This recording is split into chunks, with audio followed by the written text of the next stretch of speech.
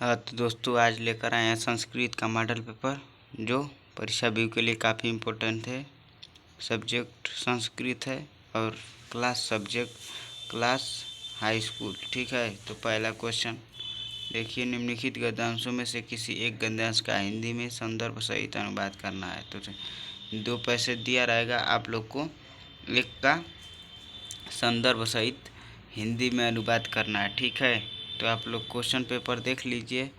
ठीक है, क का क्वेश्चन और उसके बाद ख का क्वेश्चन है बाल्यकाला देव्याय पठने कुश गर वृद्धि।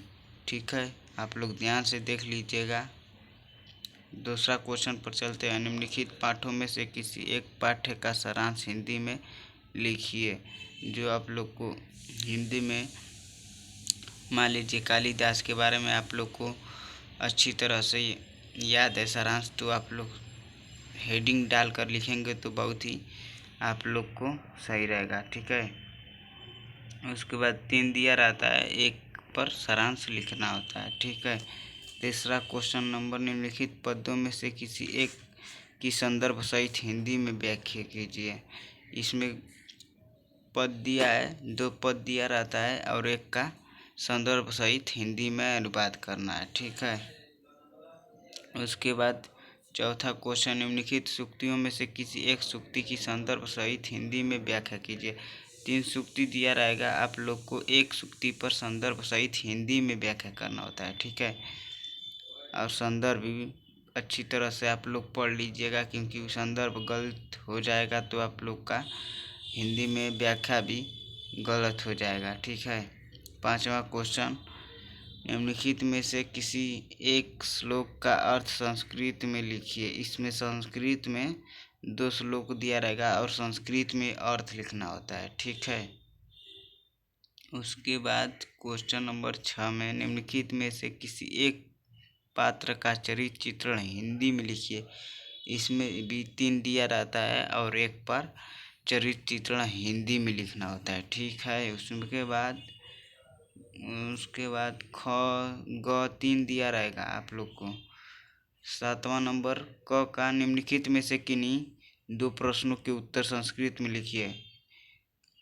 3 क्वेश्चन दिया रहेगा, आप लोग को जो करना होता है हिंदी में, मतलब संस्कृत में आप लोग को लिखना होता है। ठीक है, और ग में सही विकल्प चुनकर रिक्त स्थानों की पूर्ति कीजिए।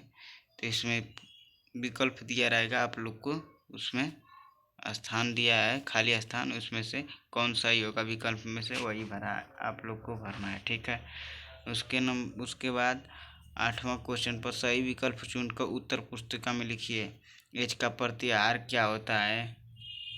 ठीक, उसके बाद ग में क्वेश्चन दिया है, निम्नलिखित वर्णों में से किसी एक वर्ण का उच्चारण स्थान लिखिए। किसी एक का उच्चारण स्थान आप लोग को लिखना है, 1 नंबर मिल जाएगा आप लोग को आसानी से। उसके बाद 9 नंबर क्वेश्चन, 9 नंबर में क, निम्नलिखित में से किसी एक का संधि विच्छेद के लिए संधि का नाम भी लिखिए। नाम भी लिखना है और संधि का विच्छेद करना है। ठीक है, और उसके बाद गाँव में चलते हैं। निम्नलिखित विकल्पों में से किसी सही विकल्प चुनकर लिखिए।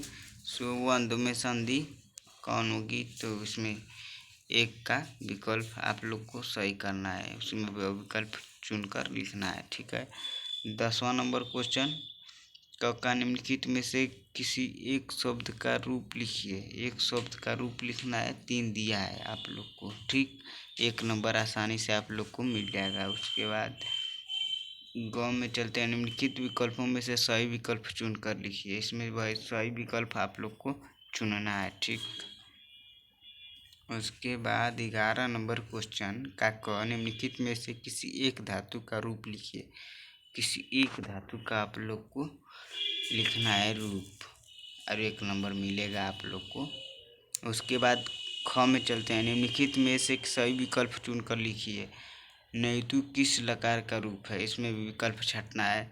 12वां नंबर का क, निम्नलिखित समस्त पदों में से किसी एक पद का समास विग्रह करना है, 1 नंबर इसमें भी मिल जाएगा। उसके बाद ख में सही विकल्प चुनकर लिखिए। नीलांबर कौन सा समास है, तो समास बताना है। नीलांबर बहुवीर्य समास है, ये सब आप लोग को करना है। संस्कृत में बहुत ही ज़्यादा नंबर आप लोग ले आ सकते हैं क्योंकि बहुत ही आसान होता है।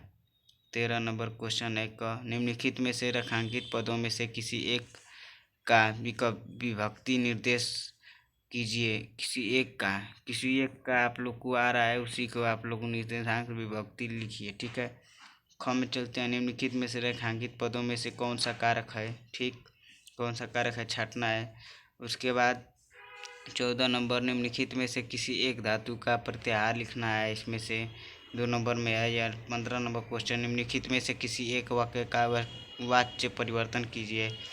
वाच्य परिवर्तन कीजिए। रामपत्र लिखती तो रामेण पत्रम लिखंती हो जाएगा।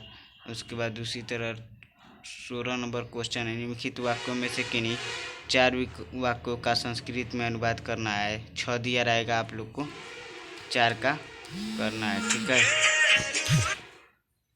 4 दिया रहेगा, उसके बाद आप लोग को करना है।